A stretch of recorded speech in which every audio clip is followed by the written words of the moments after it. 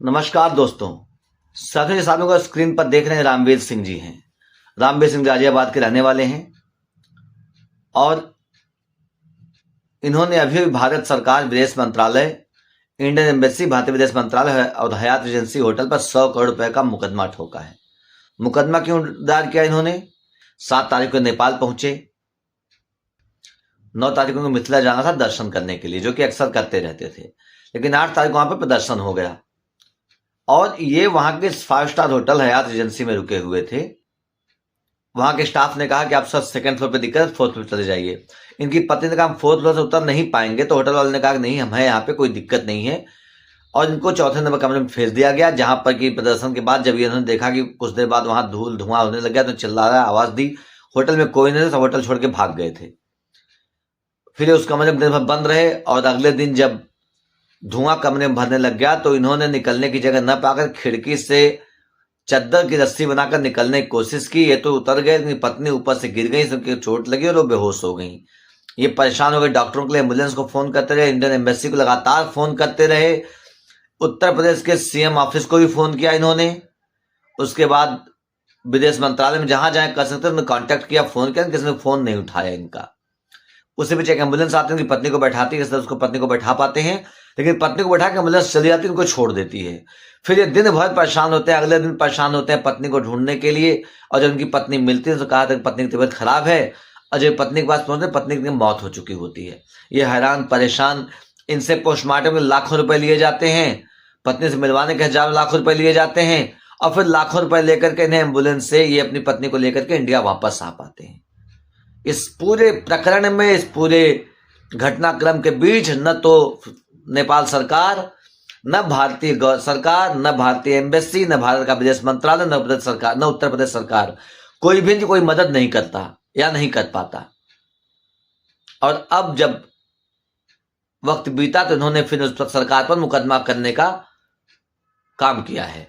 ये कह रहे हैं कि 100 करोड़ रुपए, 1000 करोड़ रुपए से पत्नी वापस नहीं आएंगे, लेकिन कम से कम भारत सरकार के ऐसे लोगों को, ऐसे झूठे लोगों को जो ऐसा कहते हैं, जी हमें घर ले आएंगे, उनको सबक मिलेगा।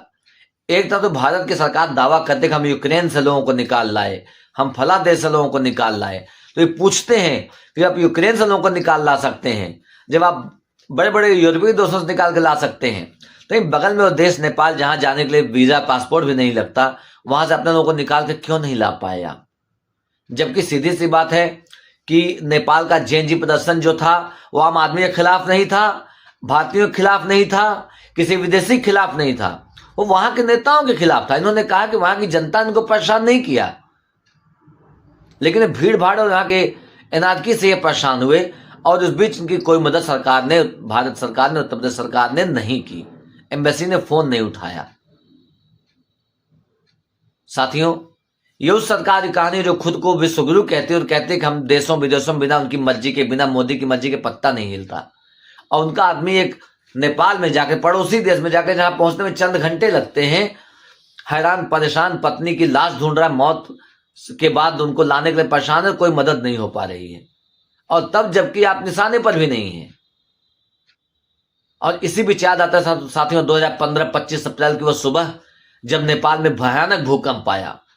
पूरा नेपाल, विशेषकर काठमांडू, पोखरा, मुंगलिंग जैसी जगहों पर ऐसी विनाशकारी तबाही हुई कि आप देखते हो तो आपकी आंखें फट जाती। मकानों में लाशें पड़ी हुई हैं, पैर, मकान गिरे हैं, उनके बीच से पैर झांक रहे हैं, हाथ झांक रहे हैं। और उसी बीच हम सब, हमारे सीनियर, हम सबके अग्रणीय आदरणीय सुनील सिंह साजन जी और उदयवीर सिंह जी के नेतृत्व में तत्कालीन मुख्यमंत्री, शानदार मुख्यमंत्री, कर्मठ मुख्यमंत्री, जो प्रचार में सुनेबल काम में विश्वास रखते थे, अखिलेश यादव जी ने 50 लोगों की एक टीम लगभग 150 ट्रकों के साथ नेपाल भेजा। और ये कहा गया कि आप, क्योंकि लोग जाने में डर रहे थे, समय ऐसा था लोग नेपाल से बाहर आ रहे थे, हमारे घर वाले भी डर रहे थे, कैसे मौकों पर जब भूकंप आएगा वहां कहां जा रहे हो। लेकिन जब राष्ट्राध्यक्ष जी ने कहा कि ये मौका है मानवता की सेवा करने का, ऐसा भाग, ऐसा अवसर, ऐसा सेवा करने का भाग्य बहुत कम लोगों को मिलता है। आप लोगों के पास समय है, आप लोगों का अवसर भगवान ने दिया का मानवता की सेवा करके अपने आप को, अपने आप के जीवन को कम से कम कह सको हमने जो कुछ ऐसा किया है कि हम कह सकते हैं कि हमने मौत के बीच में जाकर लोगों की मदद की है।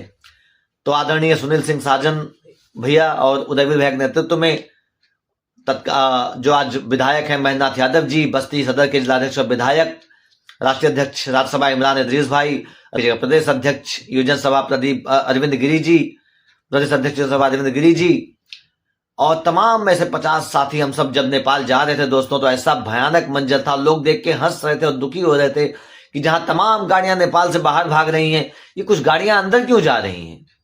और जब रात को पहुंचे तो सन्नाटा छाया हुआ था, सड़कों पर इंसान तो इंसान, कुत्ते बिल्ली भी दिखाई नहीं पड़ रहे थे, खाने पीने की व्यवस्था नहीं थी। जो बिस्किट हम लेकर गए थे बिस्किट हम लोग खाते थे, पहाड़ों पर हम लोग कंधे पर लाद कर बोरियां पहुंचाते थे। कई जगहों पर ऐसा हम लोग थक कर झोपड़ी में बैठे हैं और भूकंप आया, झोपड़ी हिलने लग गई, हम सब निकल के बाहर भागते थे दोस्तों। जब एक बस अड्डे पर पहुंचे जहां से उत्तर प्रदेश के लोगों को निकाला जा रहा था, तो वहां अधिकारियों ने कहा कि बिना आईडी कार्ड के हम किसी को लेकर नहीं जाएंगे। तमाम लोग आए सुनील सिंह यादव साजन भैया के पास, उदयवीर भैया के पास। उन्होंने कहा कि जब भूकंप आएगा आप बताइएगा हमारे घर में, तो हम अब कागज ढूंढेंगे, आप बाहर निकल के अपनी जान बचाएंगे। और लॉजिक सही था। तो तत्कालीन मुख्यमंत्री अखिलेश यादव जी को फोन किया गया और उन्होंने सलाह दी कि ठीक है, वहां के अधिकारियों को उन्होंने निर्देशित किया कि आप जो आदमी सबका पता लीजिए जी, जो भी संभव आई कार्ड हो मिल रहा हो लीजिए, अगर आई कार्ड नहीं है तो आप उनसे पता लीजिए, उनके गांव के एसडीएम को, उनके गांव के डीएम को, उनके जिले के डीएम को, उनके एसडीएम को, उनके प्रधान को फोन कीजिए, उनकी पहचान सुनिश्चित कीजिए। अगर पहचान सुनिश्चित हो जाए तो उन सबको वापस भेजिए। और उन्होंने ये भी कहा कि उत्तर प्रदेश के लोगों से अगर जगह बसों में खाली बचती है तो बाकी प्रदेश के लोगों को भी नेपाल से बाहर निकालने में उत्तर प्रदेश सरकार मदद करे। सैकड़ों गाड़ियों में भर के उत्तर प्रदेश, बिहार, यहां तक कि दक्षिण भारत तक के लोगों को अखिलेश यादव जी ने अपनी सरकार में बाहर निकाला। अगर वो 50 जीवी रहे होते तो पूरी पिक्चर बन जाती दोस्तों।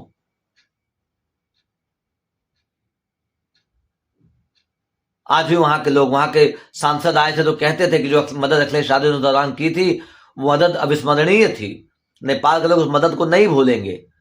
और आज अपने देश का एक आदमी वहां जाकर फंसा हुआ है और विश्व गुरु सरकार है, डबल इंजन की सरकार है, लेकिन ये लोग एक औरत को बचाना तो कौन कहे, उसकी डेड बॉडी भी सम्मान के साथ वापस इंडिया लेकर नहीं आ पाए। मैं आपसे इतना ही कहूंगा कि झूठे लोगों के धोखे में ना आइए, अपने दिमाग से सोचिए, निश्चित कीजिए, अपने आप से पूछिए कौन आपके प्रदेश के लिए, आपके देश के लिए, आपके भविष्य के लिए, आपकी पीढ़ियों के लिए अच्छा है और उसको चुनिए। ये झूठ बोल के, धोखा दे के सनातन को ही बदनाम कर रहे हैं। अब देख रहे हैं किस तरह से कुछ लोग सत्ता में बैठे लोग जो खुद को योगी कहते हैं और एक व्याभिचारी, एक दुराचारी, एक गैंग रेप के आरोपी, गोहत्या के आरोपी, गोकशों के समर्थक से पूज्य शंकराचार्य पर ऐसे आरोप लगवा रहे हैं और उस आदमी से लगवा रहे हैं जिसका खुद का पहचान संदिग्ध है, जो लिखता खुद को आप ब्रह्मचारी है, फिर आशुतोष पांडे लिखता है, पिताजी का नाम सिंह है, इसका नाम डॉक्यूमेंट में अश्विनी से है और ये शंकराचार्य को दुराचारी बता रहा है। और ये बिना सत्ता की ताकत के ऐसा नहीं हो सकता। तो ये लोग सिर्फ सनातन को बदनाम करेंगे, आप नाम सनातन करेंगे, बदनाम सनातन को करेंगे, ये आप विश्व गुरु कहेंगे अपने आप को, आपको फर्जी चीजें दिखाएंगे, फर्जी लाखों रुपया खर्च करके ऐड बनाएंगे, लेकिन आपके बच्चों का भविष्य बेच देंगे। तो निश्चय आप कीजिए किसको चुनना है किसको नहीं, क्योंकि जिंदगी आपकी, फैसला आपका। जय हिंद, जय भारत, जय समाजवाद, अखिलेश यादव जिंदाबाद, समाजवादी पार्टी जिंदाबाद।